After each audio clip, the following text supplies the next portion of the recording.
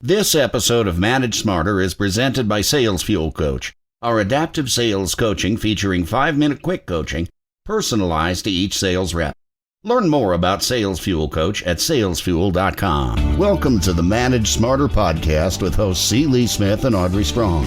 We're glad you're here for discussions on new ways to manage smarter, hire, develop and retain talent, improve results, and propel team performance to new heights. This is the Manage Smarter podcast. What's it like to be a woman climbing into the C-suite in the dog-eat-dog world of branding and advertising, as well as an A-list Hollywood talent agency? Well, our next guest can answer that. Boy, is she a firecracker, and tell us what she thinks is the number one thing all managers should be doing. It's the Manage Smarter podcast, everyone. Thanks for tuning in. I'm Audrey Strong, the Vice President of Communications here at Sales Fuel. And I'm C. Lee Smith, the President and CEO of Sales Fuel. And I don't know the answer to either of those two questions, but I'm extremely curious to find out. Jessica Hawthorne-Castro, the CEO and owner of Hawthorne Advertising, is with us. Hi, Jessica. Thanks for coming. Good morning. Thanks for having me here today. Well, Hawthorne is an award-winning technology-based advertising agency. It specializes in analytics and accountable brand campaigns for more than 30 years. Hawthorne has a legacy of ad industry leadership, visionary in combining the art of right-brain creativity with the science of hard left-brain data analytics. Yeah, we like that. Yeah, we like to geek out over here. Neuroscience. And get this, prior to joining Hawthorne Direct, Hawthorne-Castro was a successful TV literary agent. William Morris, we've all heard of that, formerly Endeavor. And if you haven't heard of it, it's one of Hollywood's top full-service talent agencies. Wow, Jessica, you aim super high. What an amazing career you had.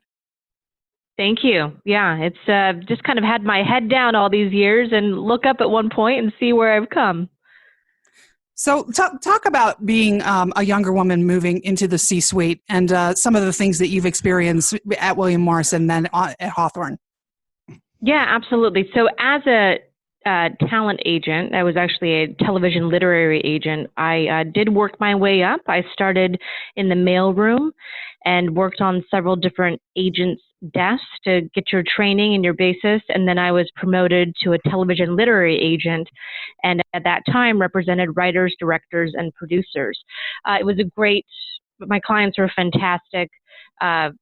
Very, very smart people. And it was about the age that you had shows like Entourage on the air, Lost, Law and Order, things like that. So I represented clients across, every different network and all those shows I just mentioned. And when I moved over to the advertising side, the advertising agency, so previously as an agent, I basically had experience representing talent and creative talent. And so then when I moved over to the ad agency world, I then actually started representing the client side, which ended up being more these brands. So Fortune 500 companies and the entire brand team of a client, and then helping to shepherd their campaigns from the beginning, from the strategic development of the campaign, the messaging, taking it through the media plan and airing, and then ultimately, obviously the data analytics side to determine the ROI and the profitability of the campaign. And when I moved over to advertising, I actually really had no idea how much I would love it, but it's a really fun, a vibrant field, also moves very, very fast, and that fits my speed very well, and that you can see campaigns very quickly from beginning to end, and to launch and be successful or things you need to change in the interim. And the speed of it, the speed at which you see results, the speed at which you can make changes, and while shepherding the client side the entire time and guiding them through that process was really a perfect match. I loved it on all sides. Let's talk about that change for a second. So what's been the biggest change you've seen in the advertising and marketing world the last couple of years? This is, maybe all fields are moving at such a rapid pace, but definitely in the advertising field, it's changing and morphing literally every day. Not only from the number of channels that continue to emerge, right? Just on the network, the connected TV side, all sides, right? The digital side. So the number of channels that explode literally daily, the way that people are taking in content on the subscription side, and all those things have elements of advertising, whether people really kind of know it or not. So if you are on a pure subscription basis, a la Netflix or something, there's always the revenue streams, and the business side of it is always something that I'm very in tune with, and because ultimately I'm in the business to, for my clients to be profitable, and then for, the networks to be profitable as well. So, the subscription side of pure, digital or subscription companies, that's one way they obviously make money, but they also have brand placements within shows. Like Starbucks so there are many in Game of Thrones, right? That's exactly right. Who knew? Craft services, big mistake. Exactly. So yeah, it's changing on a daily basis and a daily basis, and really to keep up with that is fun, but definitely a challenge as well, to inspire and move your staff while running really fast, performing on current client campaigns, and pushing, a company and all of your processes forward to evolve, not only be competitive, but, kind of best in class in the field. So it's definitely a balance.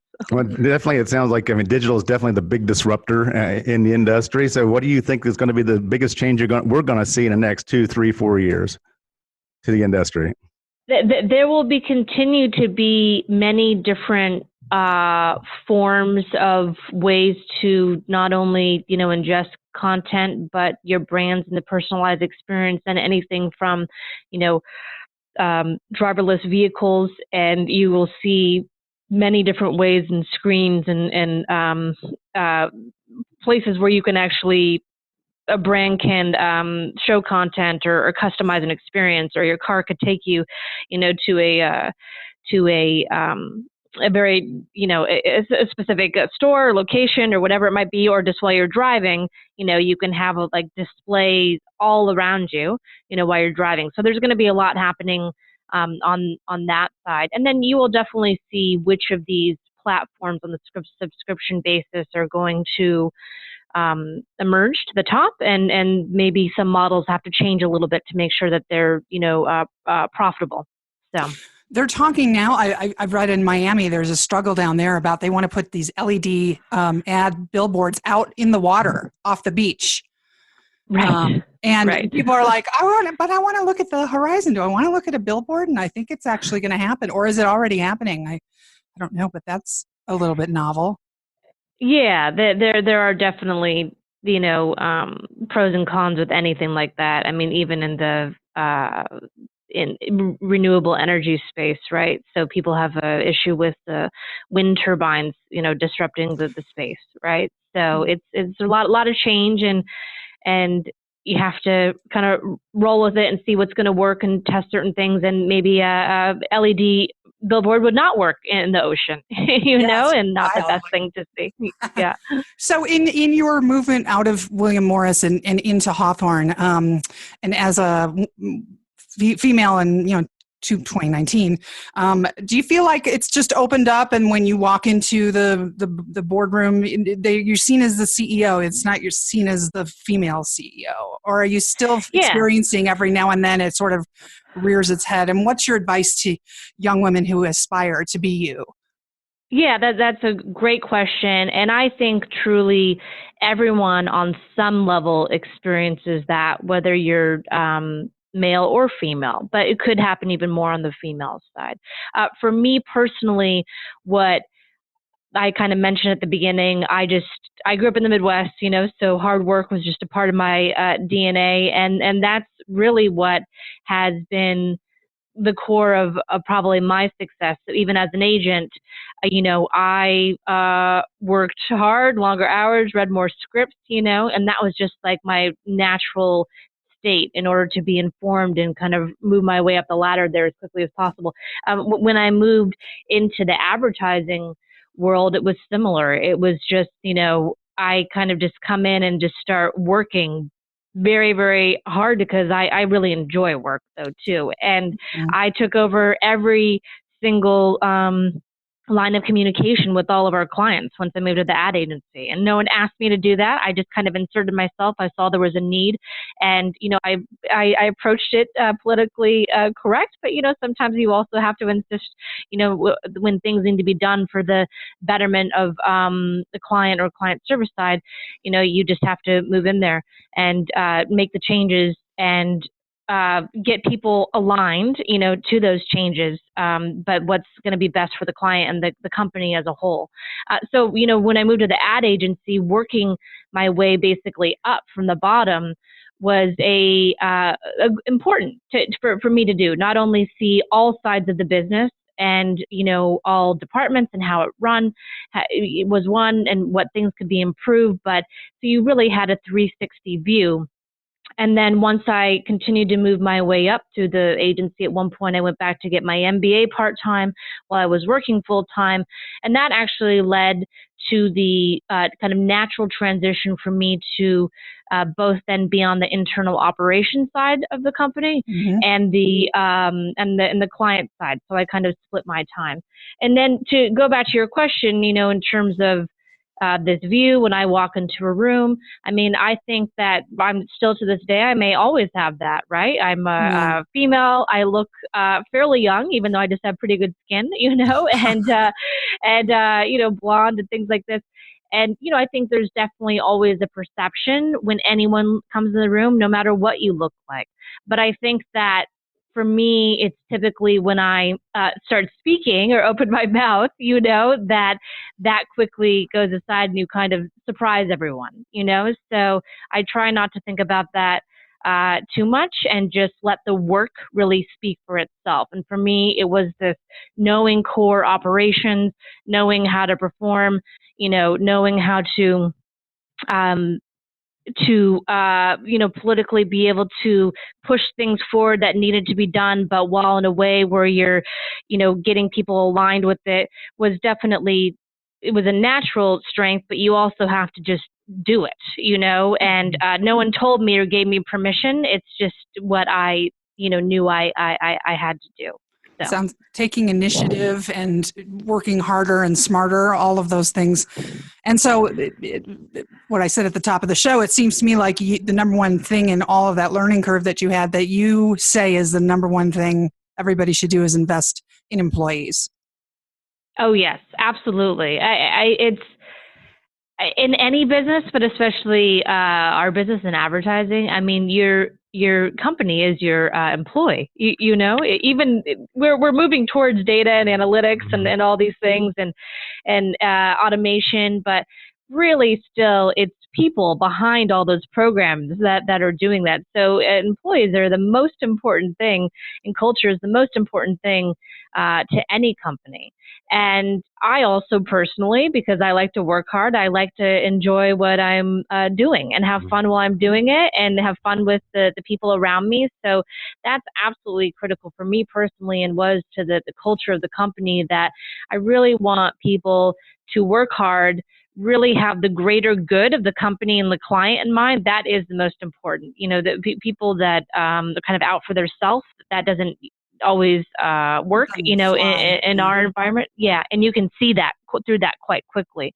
So it's this, people who have the greater good in mind, but then also we like to have fun. And so, we're a certified great place to work, and, with all the different awards and things that, the company gets, that I get, that's actually, that's the thing that's most important to me, that I treasure the most, is that we have a really balanced culture, and obviously good benefits, but good events, and and a good honest camaraderie and place to work. So absolutely critical. I like to say that culture is what brings us together and what sets us apart. So what sets your company apart from the others? What do you guys do in your culture that you think is unique or different?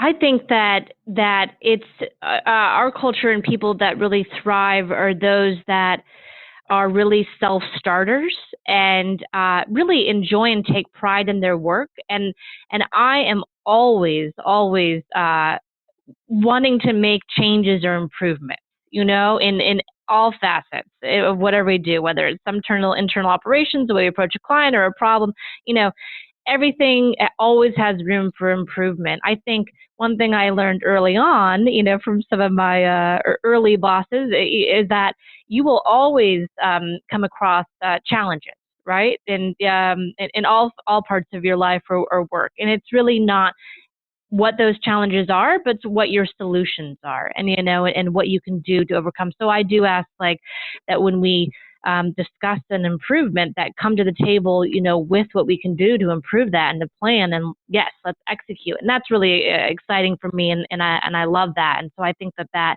is, for us, that's this culture of constantly driven to do it better and how we can do things better. And also for the world, we want to, try to help the world, also be a better place for everyone.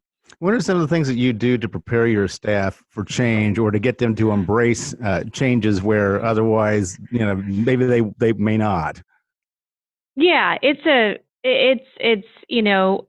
constant, and you have definitely different levels of engagement of those who are really interested, and those who, the importance of kind of family and getting home, and you got to appreciate all of those different sides, what motivates people. I have several different training platforms, which, we have available to people, that we have also scheduled training. All the executives, we operate on a operational system called the Entrepreneur Operating System, which kind of builds in leadership development as part of it. I attend many TED conferences, and sometimes I actually don't go in person, and I just have them running, TED Talks, throughout the company for people to be able to pop into. In our monthly company meetings, we typically do a corporate social responsibility update for not only things that we're contributing to the community, both obviously financially, but we're giving our time, or beach, cleanups. We just did something with the Surfrider Foundation. But also, we give updates of what's going on in the world, right? Current states of improvements in the world, or things on singularity, the speed of technology, what's moving. So it's kind of constantly feeding people this information, but also trying not to be too not pushing it on people too, because everyone wants to accept things at their own pace. Well, and I've said, having worked for agencies and run my own agency life, if you don't like change, it's probably not the right job for you. With clients coming and going, and we all know that. Give us just to wrap things up, give us kind of what Hawthorne is working on right now. It's hawthornedirect.com, everybody, and Hawthorne has an E on it. Yes, thank you. That's exactly right. The speed of change and innovation is key. I'm excited about the platforms that continue to emerge in all sides of viewability, and that, while again is a challenge, but is something that's really exciting to see how we can bring those opportunities to our clients while still growing their companies and making sure it's profitable for them. Bringing all of those data sources into our holistic, media models to show the whole picture. So, it's exciting. It's a lot of change, like you said, and I'm really optimistic about where the world is going. I know it's a lot, but you just have to, stay grounded, focus on the goal, stay settled while kind of people are a lot going on around you, and you will get there, and you'll do it together. Fantastic. Well, that sounds good. You want to reach out to Jessica, your Twitter is Hawthorne-Castro, at Hawthorne-Castro. She's also obviously on LinkedIn, Jessica Hawthorne-Castro, but no hyphen, right? At least in the LinkedIn link I'm looking at here. Everybody? That's correct. Yeah. Yes. And hawthornedirect.com. Jessica, it's a privilege to meet you, and I wish you and all the folks at the agency a fantastic back half of the year. Great to talk with you guys today, and thanks for your time. Yeah, thanks for coming on. We appreciate it. Thanks for listening. If you enjoyed the show, please rate and recommend on iTunes, Overcast, or wherever you get your podcasts. You can also get more great information at salesfuel.com.